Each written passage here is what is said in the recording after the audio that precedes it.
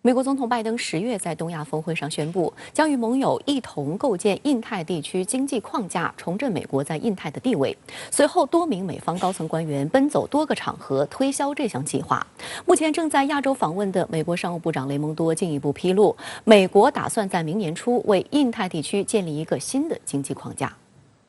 雷蒙多周三在新加坡举行的彭博新经济论坛上表示，将在明年初启动正式程序，促成印太经济框架。雷蒙多指，新经济框架是要与美国在印太地区的合作伙伴建立牢固的经济关系。We can talk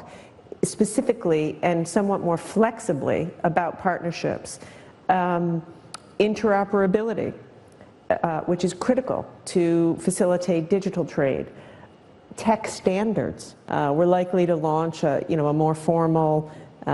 process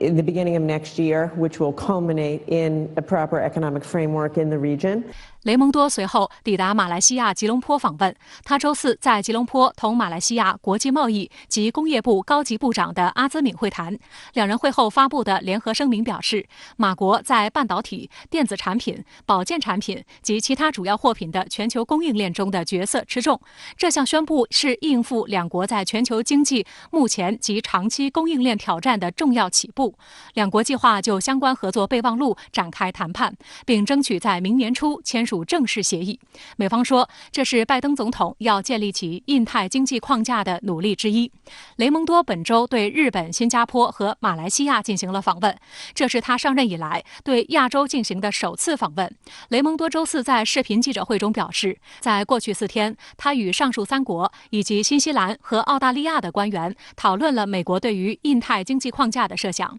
雷蒙多介绍，美方设想的新型区域经济框架已覆盖通常不会包含在传统贸易协定中的领域，包括数字经济、技术、供应链弹性和基础设施。拜登是希望在亚太地区打造出来一个新的经济架构，来服务于美国国内总体的经济的这样的一种振兴和满足他所界定的中产阶级的普遍的这种经济诉求，从而达成在民主党选举中间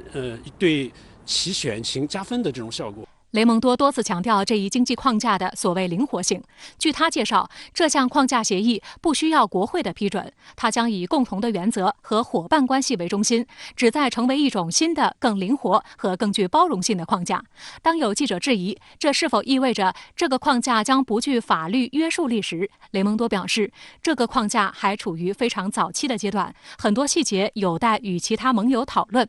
不过，被美方作为卖点的所谓灵活性，却让盟友有点摸不着头脑。韩国外交部高官周日在被问及美方是否向韩方说明建立该框架的相关事宜时，就表示难以提供具体信息，因为美方似乎尚未就此制定具体计划，只针对如何与同盟国家合作提出若干方案。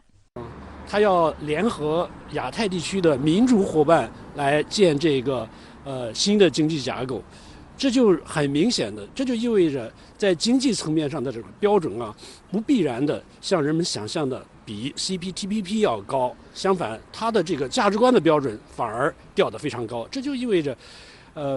拜登的这个新的经济架构的整个的设想和规划及未来走向，是服务于在亚太地区边缘化中国的经济的影响力和再塑美国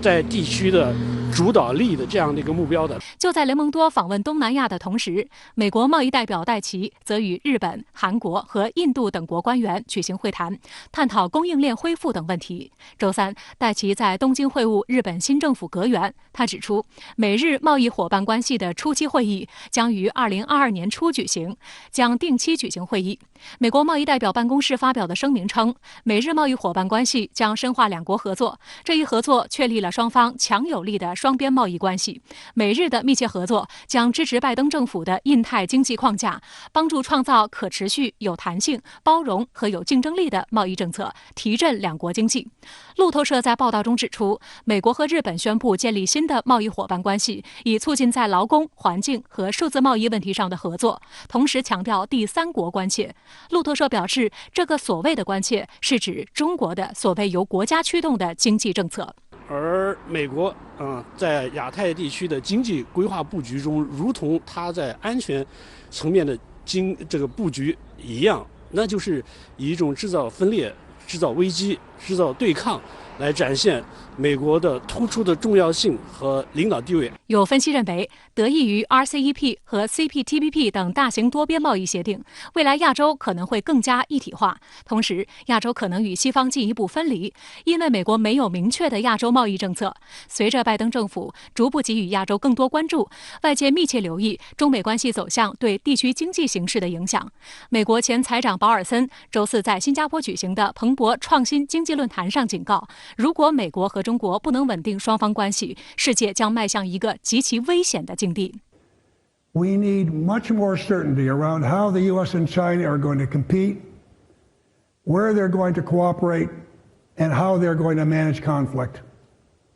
Otherwise, the world is headed for a very dangerous place. And so it is important we act now to prevent strategic competition from turning into terrible conflict. 新加坡总理李显龙则在论坛晚宴上谈到世界未来经济格局。李显龙同样聚焦中美关系，他认为不存在中美脱钩且形成两个各自发展的经济体的可能性。But neither is it possible for the Siamese twins to be separated. You are too interdependent on one another, and it is not possible to say I make my own system and you make yours. 美国贸易代表戴琪周四下午飞抵韩国，正式开启为期5天的访韩之旅。这是美国贸易代表时隔10年再度访问韩国。然而，就在戴琪对韩方示好的同时，路透社却踢爆韩国内存巨头 SK 海力士中国工厂的工艺升级计划因美国的插手而受阻。美国一方面抛出所谓的印太经济框架，一边却在坑队友。为何说美国企图组织亚洲经济一体化的趋势是徒劳？来看个报道。周五上午，韩国劳动部长官安耕德在首尔地方劳动厅会见了来访的美国贸易代表戴琪。戴琪向韩方宣传拜登政府的所谓以劳动者为中心的贸易政策。值得注意的是，戴琪此前曾直言，拜登政府说的劳动者指的是美国的劳动者，以劳动者为中心的贸易政策就是要让美国的贸易政策惠及美国人。戴琪随后还参与了美韩自贸协定最高协商机制美韩 FTA 联合委员会第6次会议，韩方再次要求美方改善有关贸易扩展法第232条内容。此举造成韩国70%的输美钢铁产品遭到配额限制。韩联社报道称，韩国产业通商资源部长官文胜玉本月初在访问华盛顿时，曾要求美方参考美欧钢铁关税协议，取消对韩国钢铁产品的进口配额限制及额外关税，但没有获得美方的认可。值得注意的是，戴琪还宣传了拜登10月提出的所谓印太经济框架。戴琪此前在日本已经预告，最快明年初，美国和盟友以及友好国家组成的这个框架就会成立。然而，这个以发展经济为幌子的框架尚未落地，美国就不断卡韩国经济命脉的脖子。除了钢铁产业，韩国的高科技产业也成为美国的目标。就在戴琪抵达首尔当天，路透社爆料，韩国内存巨头 SK 海力士的中国无锡工厂工艺升级计划或将落空，从中作梗的正是美国。报道援引知情人士透露 ，SK 海力士原本规划通过引进荷兰阿斯麦的最新极紫外光光刻机，对旗下位于中国无锡的大型工厂进行升级改造，但因为美国官员不希望让更多先进半导体设备进入中国而遭遇挑战。SK 海力士对这次产业升级策划已久，并且已经投入大量资金，相关的极紫外光光刻机已经完成订购。中国是电子产品的世界工厂，是内存产品的重要市场，而 SK 海力士是世界上最大的动态内存芯片供应商之一。这些芯片被应用于从智能手机到数据中心的各种产品，而阿斯麦的光刻机对最先进半导体的制造来说是不可或缺的设备。位于无锡的这家工厂对全球电子行业也有着举足轻重的地位。SK 海力士约一半的内存产品都在此生产，占全球总量的15%，任何重大变化都可能对全球内存市场产生影响。我们知道，现在全球正在经历芯片危机、芯片短缺。那么，对于全球的芯片危机，是不是会造成一种更严重的影响？再除此的话，我觉得还会对于全球的这样一种芯片生产的供应链的格局会发生变化。因为其他的一些企业可能会发现，美国的这种制裁，这个生产的范围越来越广了，那它可能在工厂选址的时候就可能会避开中国，那么就会造成一种供应链潜移默化的会发生一种变化。美国此前就声称，将高端光刻机这类先进工具运至中国，可能被用于强化该国的军事力量。还有美方官员荒谬地声称，一旦进入中国境内，这些光刻机的实际去向就将难以掌握。彭博社上周曾曝光，美国政府阻止英特尔在中国四川成都的工厂扩产，使得该公司计划在2022年投产新生产线，以缓解全球汽车等芯片短缺局面的计划泡汤。美国总统国家安全事务助理沙利文近期透露，白宫将对美国企业的对外投资进行国家安全审查，但这一次，美国又将黑手伸向了韩国企业。美国现在为了这个打压中国是无所不用其极，只要是其中任何一个连接因素，比如说这种生产这种某种东西的这个设备是不是用到美国的，哪怕是10%的知识产权，它都会以此为一种连接点，然后把它纳入美国的这样的一种制裁或者出口限制的这样的一种对象。所以我们看到这个就是美国的长臂管辖在发生作用，非常的流氓。更值得警惕的是，拜登政府在今年9月以所谓提高芯片供应链透明度为由，要求包括韩国三星电子、SK 海力士在内的多家半导体供应链企业提供相关机密信息，包括库存、产能、原材料采购、销售、客户信息等。由于中国是这些韩国企业的第一大市场，因此观察指出，相关数据包括大量的中国商业机密。韩国半导体产业协会专务安启贤表示，美国的要求让跨国半导体企业面临更大的压力，迫使韩国企业将中国客户机密泄露给美国政府。韩国每日经济表示，美方这一要求暴露了拜登政府版的美国优先，严重侵害了韩国的经济主权。有韩国半导体企业担心因此而丢失中国市场。海关统计显示，今年1至10月，韩国对华半导体出口额累计390亿美元，占韩国半导体产业对外出口总量的40%。美国目前对于半导体制造这一块，它是相当焦虑的，这也是它所谓近期我们看到它在这个半导体在遏制中国这一方面的话，是采取了一系列非常流氓的操作，最主要还是这种焦虑的情绪所迫使他这样做的。相关话题来连线特约评论员管瑶，管先生你好。外交部发言人华春莹今天宣布，国家主席习近平下周一将出席并主持中国东盟建立对话关系30周年纪念峰会。那么您对这场云峰会如何前瞻？好的，主持人。那么峰会最大的焦点呢，无疑是经济领域，是协力推进自由贸易的这个成果落地来做实。我们知道，新西兰刚刚在线主办了 APEC 峰会，新西兰总理呢特别就向媒体强调，各方聚焦 RCEP 和 CPTPP， 这呢是亚太自贸框架的好兆头。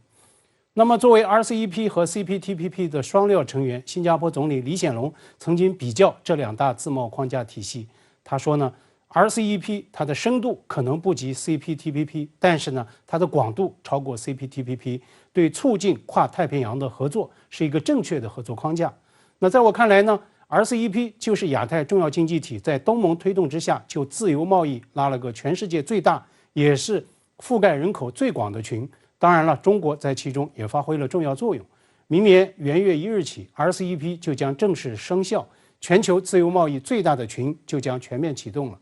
李克强总理上月在出席中国东盟领导人会议时他就深化中国和东盟的合作提出6点建议，这其中第4条正是协力推进区域自由贸易。中国和东盟都坚定维护自由贸易，在打造互惠互利、开放包容的双边和区域经贸关系方面，双方大有文章可做，都有巨大的共同利益。而且呢，我们也看到中国最高领导人亲自谋划、鼎力推动的一带一路倡议在东盟区内获得了热烈的响应。今天呢，一带一路建设座谈会隆重举行，习近平发表重要讲话，再就推动共建一带一路高质量发展贡献中国方案。事实上呢，习近平首倡21世纪海上丝绸之路，就是此前在印尼国会发表演说时率先提出的。一带一路的长期合作和发展对接，为中国与东盟经济合作注入了持久的动力。当然了，包括战役合作，包括共同维护南海和平稳定等等，这些个可以预期的重大议程，也是这次峰会的看点。中国最高领导人上周在 APEC 峰会讲话中强调，开放是亚太合作的生命线。他重申，中方已申请加入 CPTPP。就 CPTPP 议题，新加坡总理李显龙已表态发声。那您是如何来看东盟成员国的立场 ？CPTPP 呢，现在确实是一个热门议题，尤其呢是美国商务部长访问亚洲期间语出惊人，抛出所谓超越 CPTPP 的印太新经济框架进程的这个大话之后，那么 CPTPP 的话题可以说是急剧升温。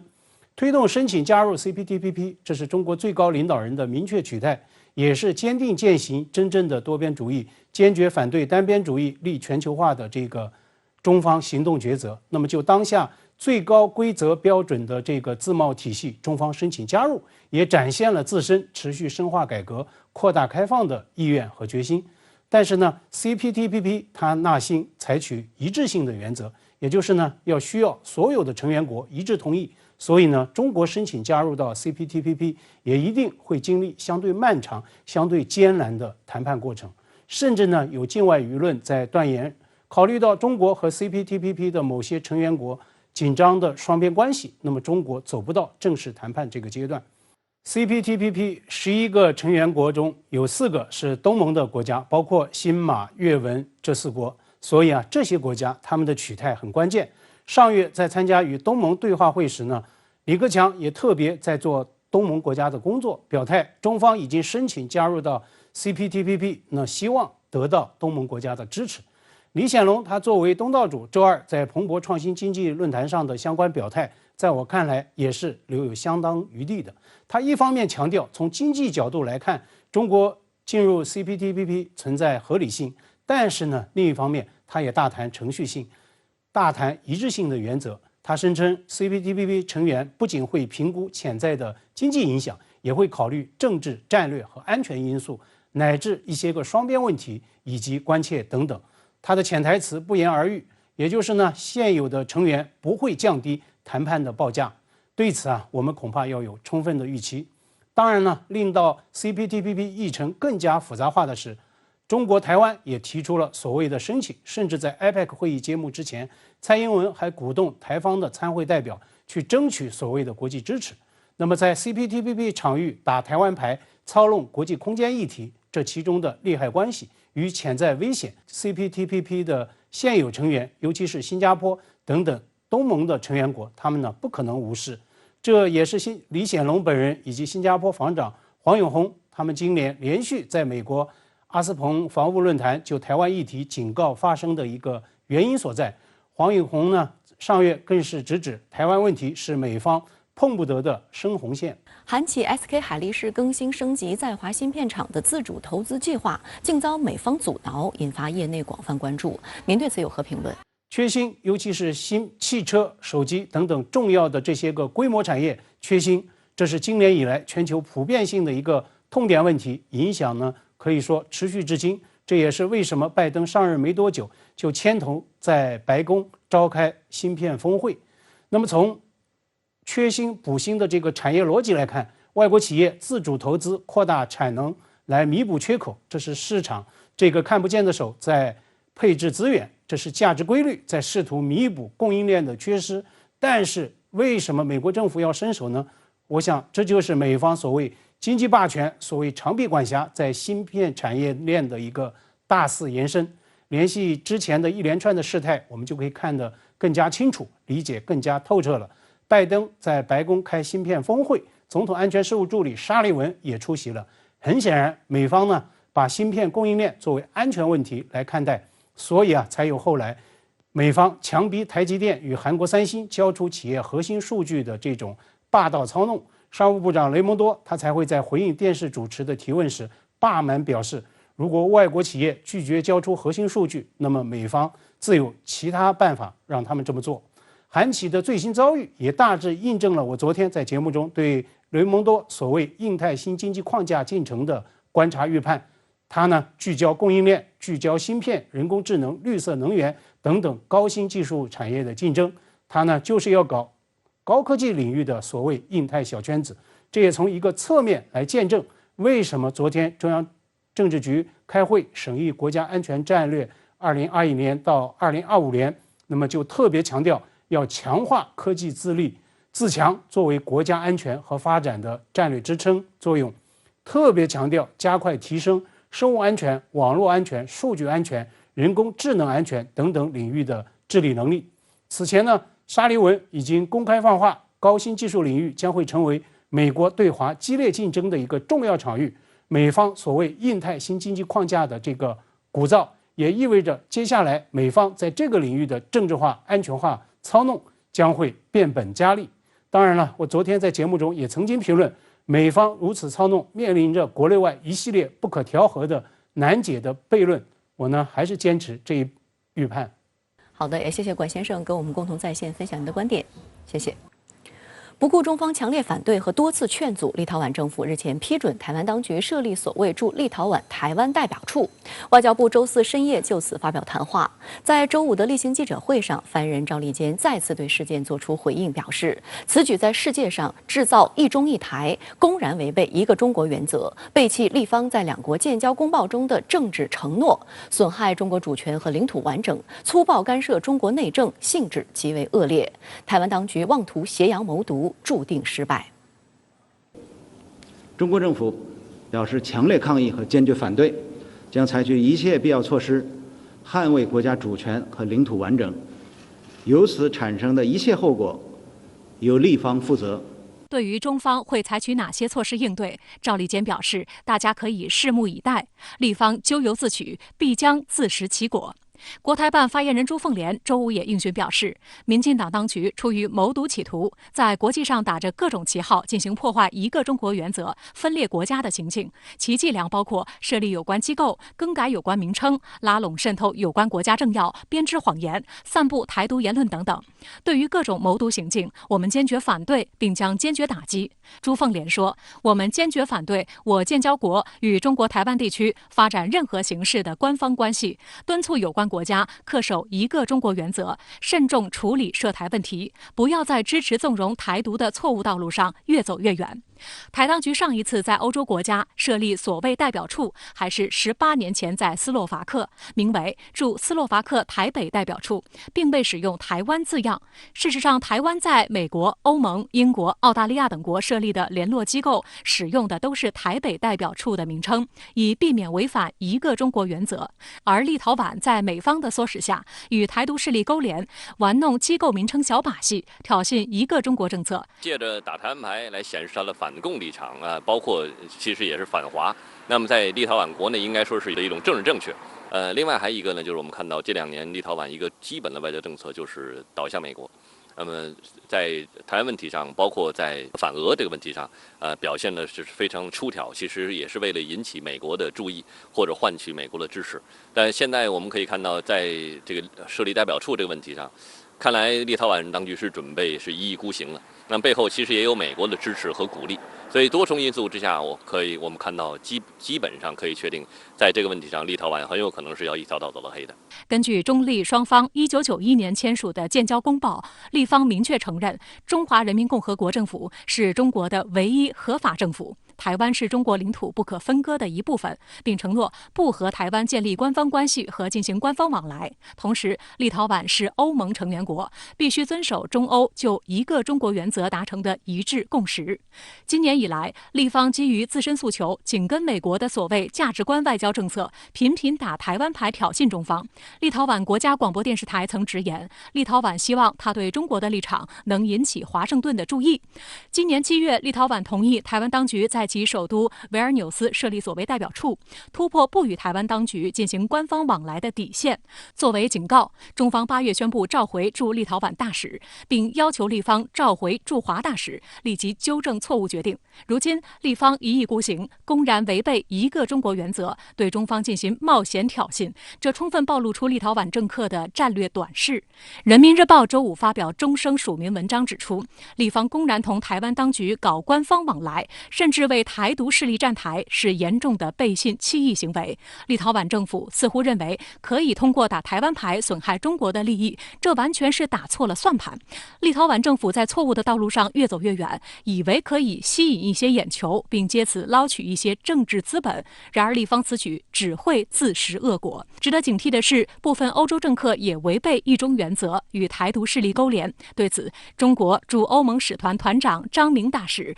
近日在布鲁塞尔表示，台湾问题完全是中国内政，高度敏感。欧盟对台湾问题的承诺对欧盟及成员国构成法定义务和约束，欧方应言而有信。张明特别提到，欧洲经济共同体委员会副主席索姆斯1975年访华，与中方就中国与欧共体建立正式关系达成一致。在台湾问题上，索姆斯表示，欧共体的所有成员国都承认中华人民共和国政府，并就台湾问题采取了中华人民共和国所接受的立场。依照这些立场，欧共体应该不同台湾保持任何官方关系或缔结任何协定。不过，发展良好的欧中关系仍然是欧洲对外政策的重要选择。据香港南华早报报道，欧盟近日推迟了一项与台湾提升经贸关系的机密计划，而这发生在台外事部门负责人吴钊燮10月底率团窜访欧洲，以及本月初7名欧洲议会议员窜访台湾后不久，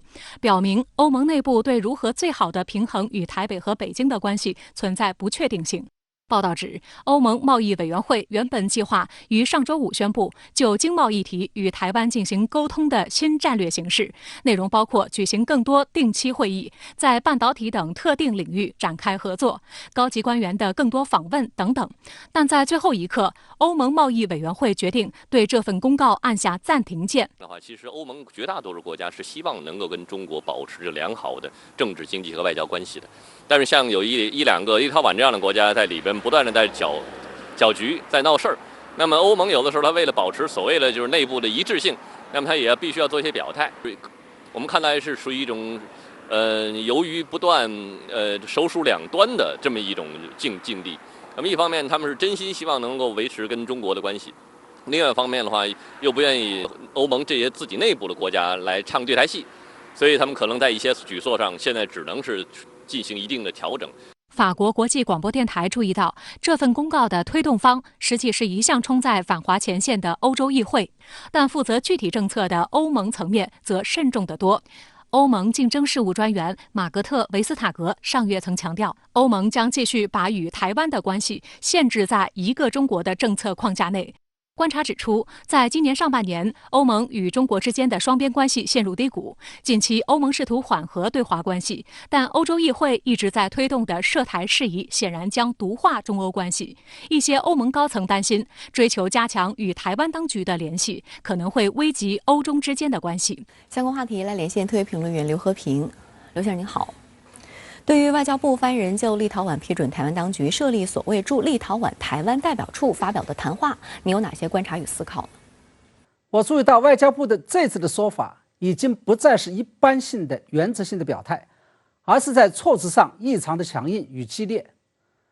我认为中方反应异常激烈的原因就在于，这是蔡英文当局勾结立陶宛政府在外事与国际层面就台湾的名称与政治定位问题，第一次对一个中国原则的公开突破。我们知道，此前台湾地区在与中国大陆建交的国家，其名称一般为台北驻某某国经贸文化代表处，而现在这个所谓的驻立陶宛台湾代表处这样一个名称，这不仅脱离了一个中国的框架，而且违反了岛内现行的基本法律与制度。值得注意的是，外交部不仅谴责立陶宛此举的性质极为恶劣，而且表示将采取一切必要措施，由此产生的一切后果由立方负责。这个也就意味着，接下来中方有可能会采取比召回驻立陶宛大使更为激烈的反制动作，让我们拭目以待。香港南华早报报道称，欧盟推迟了一项与台湾提升经贸关系的机密计划，您对此如何解读？其实，由于台湾与欧盟都是非常开放的经济体，且都是 WTO 成员，他们之间的经贸往来并不存在着什么制度上的障碍。也就是说，台欧之间的经贸关系实际上是无名有实。在这种情况下，蔡英文当局谋求跟欧盟签订所谓的台欧投资协定，着眼的其实不是经济，而是要突破一中原则，跟欧盟发生所谓的官方关系。也正是因为这个原因，所以我们看到中国驻欧盟使团团长张明大使放了2句重话。其一是一个中国原则是中欧建立外交关系和开展合作的前提和政治基础，基础不牢，地动山摇。其二是看起来欧洲有些人低估了中国人民实现国家统一的意志。我想所有的明眼人都能掂量出这2句话背后的分量。它意味着假如欧盟真的要这样做的话，那中欧关系接下来会发生什么事情就难以预料了。那么欧盟在洽签所谓的台欧投资协定上临时紧急刹车的行为，也透露出了这么几个信号：一是中国对欧盟发出的警告产生了实质性的效果；二是说明欧盟还是顾及中欧关系，尤其是顾及中欧之间经济利益的；三是说明在台湾问题上，欧盟内部还是有一股力量能够制约包括欧洲议会在内的激进势力的。好的，也谢谢刘先生跟我们共同在线分享您的观点，谢谢。周四，国务委员兼外长王毅同日本新外相林芳正通电话。王毅强调，日美是盟友，中日是搬不走的邻居。这句话该如何解读？林芳正表示，落实互不构成威胁等共识又有怎样的用意？但外界同时注意到，日本不断增加军费，计划在补充预算中拨出至少7700亿日元用于防卫。2021年度的防卫费总额将可能达到约6万亿日元。王毅表示，岸田首相执政以来，中日两国领导人开展了积极互动。习近平主席同岸田首相达成的重要共识是，构建契合新时代要求的中日关系，双方应为此作出规划，以明年中日邦交正常化50周年为契机，推动两国关系沿着正确轨道行稳致远。王毅指出，希望日方恪守中日4个政治文件确立的各项原则，客观理性看待中国发展，把两国互为合作伙伴、互不构成威胁的政治共识反映到政策上，落实到行动中。在历史、台湾等事关两国关系政治根基和双方基本信义的重大问题上，确保不动摇、不倒退、不越线。王毅指出，日美是盟友，中日是搬不走的邻居。中美正在就事关两国未来的战略性问题进行沟通，希望日方也能把握大势，着眼本国和地区共同利益，处理好对华和对美关系。林芳正表示，当前国际社会处于重大变革期，亚洲重要性不断增加，中国发展日新月异，国际社会对日中关系予以更多关注和期待。日方愿同中方一道，以明年两国邦交正常化50周年为契机，加强对话交流，深化互利合作，增进国民交往，妥善管控分歧，以应对全球性挑战承担责任，落实互不构成威胁等共识，推动构建稳定建设性的日中关系。王国伟的这番话呢，首先是对日本方面的一种提醒。拜登政府上台以来，这个中美围绕爆发新冷战这种问题，在美国方面这种论调取得了很大的影响，在日本方面也取得了很大的影响。那从这种思路出发，一开始有一些政客炒作中国威胁论，炒作台湾问题等等，对今年的中日关系带来了一定的压力。但是对于中国来说，中美之间的这个新冷战并不是注定的。那日本方面再去跟着美国跑，对他本国和他地区来说，可能并不是最有利的。那其次呢，这也是在日本新外长上台之后，两国外长的第一次通话。那王国伟也还是要表达出对于两国关系的一种比较积极的愿望。据日本时报报道，日本政府在周五宣布创纪录的55.7万亿日元，即约3.1万亿人民币的刺激计划，旨在缓解新冠疫情对经济的影响。值得注意的是，在这笔追加预算中，有至少7700亿日元，即约430亿人民币将被用于防卫，是历来追加预算中用于防卫费的最高数额。深圳卫视注意到，为缓解国内外对军国主义死灰复燃的担忧，日本长期以来一直将防卫预算控制在 GDP 的1%以下。但近年来，日本以所谓中国和朝鲜增强军备为由，不断提高国防预算，并将重点放在所谓西南诸岛的防御和导弹应对能力。日本防卫费用实现了10年连续增长，目前总额居全球第9。英国检视防务周刊8月报道，日本防卫省已申请2022年5.48万亿日元，即约3060亿人民币的国防预算，意味着年度国防支出名义增速达2.9%，这是自2018年以来日本国防支出增长最快的一次。如获批，日本在2022年的总国防开支将达到其 GDP 1%的水平。